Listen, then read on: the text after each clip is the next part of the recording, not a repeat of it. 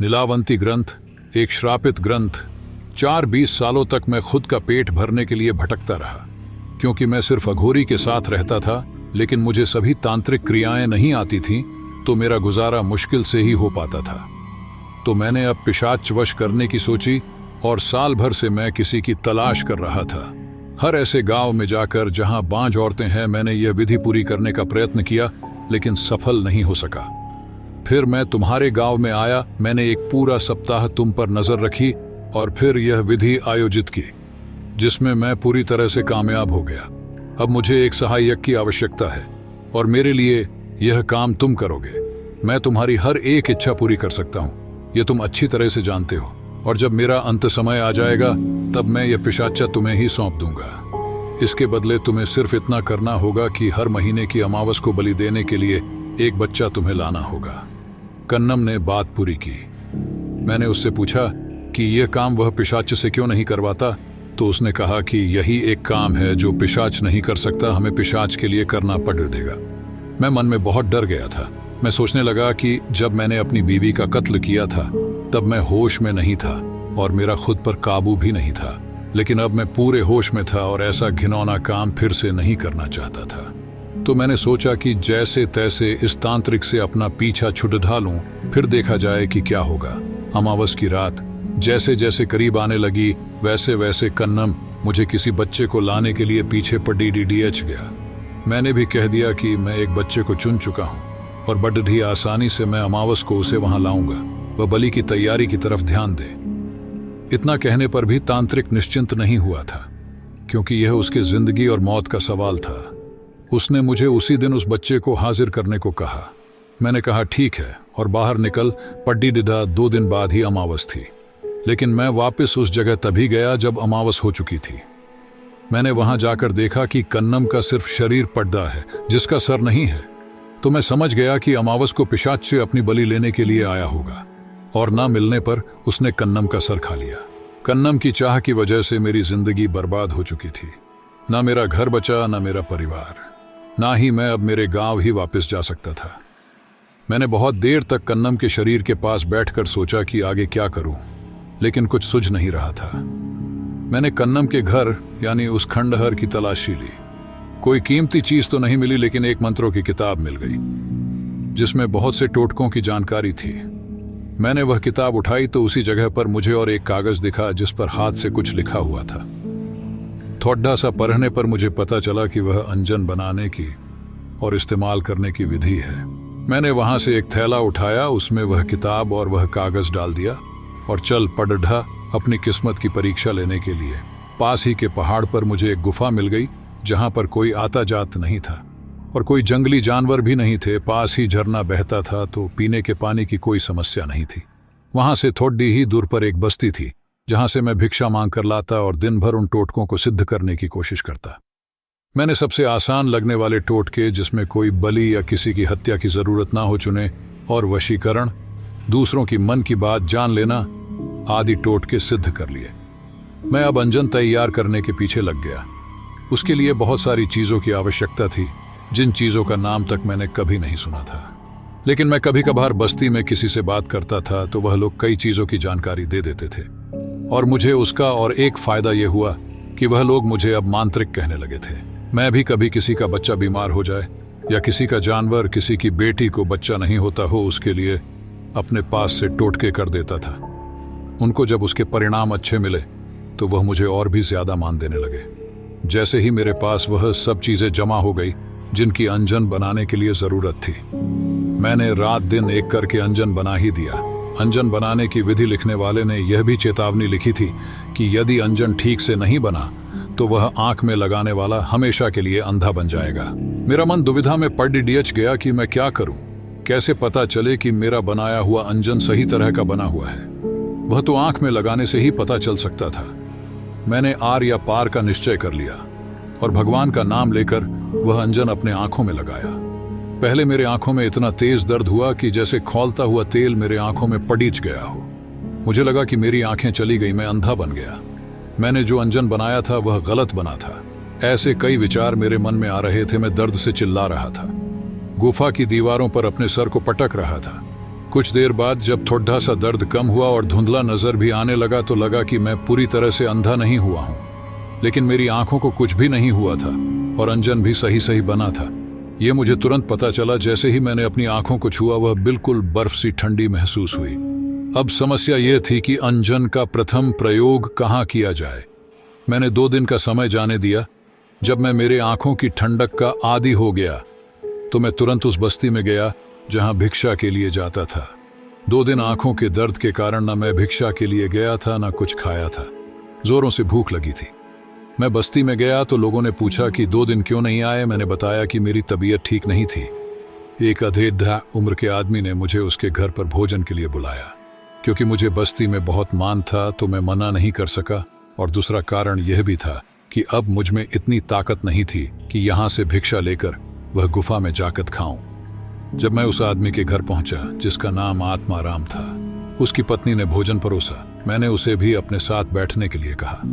हम दोनों ने भोजन किया और भोजन के बाद जब हम गप्पे लड़ाने के लिए बैठे तो मैंने अभी तक भूख की वजह से ध्यान नहीं दिया था कि वह आदमी बहुत गरीब था।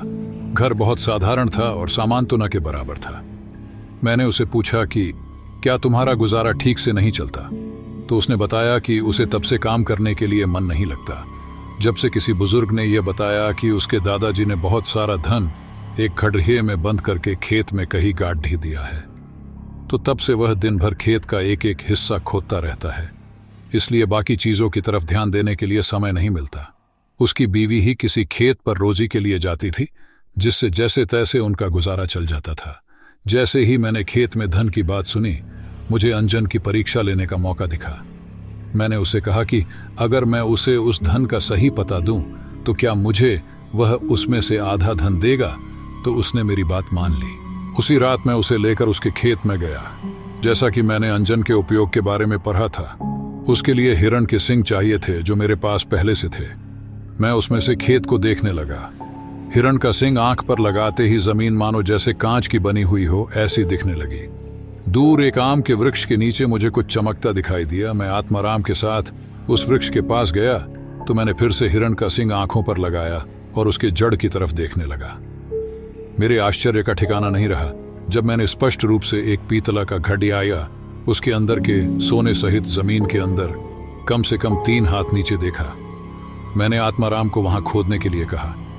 क्योंकि वह 10-12 सालों से सिर्फ खोदने का ही काम कर रहा था, तो उसने कुछ ही देर में 3 हाथ गहरा गड्ढा खोद डाला और गड्ढा साफ तौर से दिखाई देने लगा। हम दोनों ने मिलकर वह ऊपर निकाला जो बहुत वजनदार था। उसमें बहुत सारे सोने के सिक्के थे, जैसा कि तय हुआ था। उसने ईमानदारी से उसमें से आधे सिक्के मुझे दिए। मैंने उसे एक कप डाढ़े में बांधकर अपनी गुफा की ओर चल पड़ा और वह अपनी घर की ओर। दूसरे दिन पूरी बस्ती में यह बात फैल गई। मेरी गुफा के चारों ओर तो मानो मेला लग गया था। उस दिन से मेरी जिंदगी ही बदल गई। खजाना ढूंढने वाला मांत्रिक इसी नाम से मेरी प्रसिद्धि हो गई। अब मेरे पास ज्यादातर ऐसे ही लोग आते जिनको अपने खेत या घर से गड्ढा हुआ धन निकालना हो। पर हर जगह धन होता ही था ऐसा नहीं है। कई जगह सिर्फ अफवाहें होती थी। फिर भी मैंने कई लोगों के घर के खजाने ढूंढने में मदद की और उसमें से आधा हिस्सा कमाया। लेकिन अब तक की मेरी सबसे ज्यादा कमाई सिर्फ 500 सिक्कों की थी। मैंने जब तुम्हारे मुंह से तुम्हारे खानदानी खजाने के बारे सुना तो मुझे लगा कि अगर यह खजाना ढूंढने में मैं तुम्हारी मदद कर सका तो मुझे जिंदगी भर कोई काम करने की जरूरत नहीं है। मैंने मेरी पूरी कहानी तुम्हें इसलिए बताई कि जब मैं तुमसे आधे खजाने की मांग करूं तो तुम मुझे लालची ना समझो। मांत्रिक बाबू ने बोलना खत्म किया। राव साहब ने कहा, यह सब सुनकर मेरा आपके प्रति विश्वास और भी बढ़ गया है। मैं आपसे वादा करता हूं कि जब खजाना मिलेगा तब उसमें से आधा खजाना मैं आपको दूंगा। मांत्रिक बाबू ने फिर राव साहब से कहा कि हर खजाने की खोज की शुरुआत उसके जगह के पता चलने पर ही होती है। और जैसा कि राव साहब ने बताया था कि उसके पुरखों ने उनका खजाना समुद्र में डुबो दिया है, तो बाबू ने उससे पूछा कि उसे यह बात कैसे पता चली। राव साहब ने एक बही के बारे में बताया जिसमें उसके परदादा ने खजाने के बारे में लिखा था। बाबू को भी राव साहब ने वह बही दिखाई जिसमें लिखा हुआ था, थे खजाने बहुत दुनिया में, लेकिन यह खजाना खोजना नहीं है, मुमकिन भर जाते कुएं साथ ऐसी। वह राशि धन की देखकर वैभव सारा मिट जाती। प्यास मन की क्या कारण था पता नहीं, जो आया इसकी राह में पुश्तें कितनी चली गई। इस धनराशि की चाह में कई वीरों ने प्राण त्यज दिए। धन पर्वत के इस शोध में लेकिन डुबा दी गई अनंत धन राशि सागर तीर्थ की। गोद में बाबू ने उस बही में लिखी ये पंक्तियां पर ही तो उसे भी कुछ समझ नहीं आया। हालांकि रत्नागिरी के पास समुद्र तो था, लेकिन बाबू को यह नहीं समझ आ रहा था कि बिना किसी के जाने इतना सारा धन समुद्र में डुबाना मुमकिन नहीं है। किसी ने तो उसे देखना चाहिए था, क्योंकि अगर धन को सागर में डुबोने की बात सच है तो ये एक दिन में नहीं हो सकता था अगर इतना सारा धन था। बाबू ने भी बहुत सोचा, मगर उसको इसका समाधान नहीं मिल पाया। उसने वह बही फिर से देखी तो उसे कई पन्नों पर कुछ उलटे अक्षर जो आसानी से नजर भी नहीं आते और पढ़े भी नहीं जाते थे दिखाई दिए। उसने उस कागज को उठाकर प्रकाश की ओर पकड़ धा तो कुछ अक्षर नजर आए। उसने वह अक्षर कागज पर उतार दिए। वह उलटे दिख रहे थे, इसलिए आईने के सामने पकड़ डीटेच लिए तो उसे एक नाम नजर आया, नीलावंती। मांत्रिक ने जल्दी से राव साहब को बुलाया और उसे उसके बारे में बताया जो उसे अभी पता चला था। नीलावंती नाम सुनकर राव साहब भी चौंक गया, क्योंकि मांत्रिक बाबू और राव साहब भी महाराष्ट्र के बाकी के लोगों की तरह इस प्राचीन लोक कथा के बारे में जानते थे कि नीलावंती नाम का एक ग्रंथ है जिससे पशु पक्षियों की भाषा समझी जा सकती है। लेकिन इसका संदर्भ इस खजाने से कैसे है, ये समझ नहीं आ रहा था। राव साहब की हवेली पर एक नौकर काम करता था जिसका नाम था माणिक। उसने उन दोनों की बातें सुनी। वह भी अच्छी तरह से जानता था कि उसका का मालिक वर्षों से खजाने की खोज में लगा हुआ था, तो शायद उनको अपनी जानकारी से मदद हो जाए। ये सोचकर उसने राव साहब को कहा कि वह नीलावंती के बारे में कुछ जानता है। राव साहब ने बताने को कहा तो उसने बताया कि सुना है कि नीलावंती में समय में पीछे जाने का भी ज्ञान लिखा हुआ है। शायद आपके पुरखे उसकी मदद से वह खजाना खोजना चाहते हो। राव साहब और मांत्रिक बाबू दोनों ही उस बात से सहमत हो गए, क्योंकि नीलावंती के बारे में जितनी भी किंवदंतियां प्रचलित थीं उसमें से यह भी एक थी।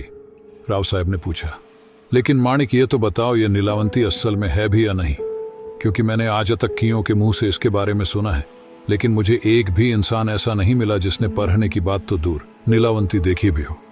वह कहाँ है यह तो मैं नहीं जानता, लेकिन उसे खोजने के लिए कहाँ जाना पड़ेगा यह बता सकता हूँ, क्योंकि मैंने जो भी सुना है उसके अनुसार महाबलेश्वर के जंगलों में बाजिंद रहता है।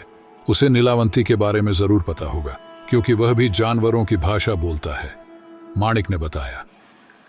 ठीक है, तो फिर हम खुद ही बाजिंद को ढूंढेंगे और उससे नीलावंती के बारे में पता लगाएंगे। इतने सालों के बाद अब जाकर कोई सुराग मिला है खजाने के बारे में, तो अब इसे ऐसे ही जाने नहीं दे सकते। मांत्रिक ने भी सहमति दर्शाई।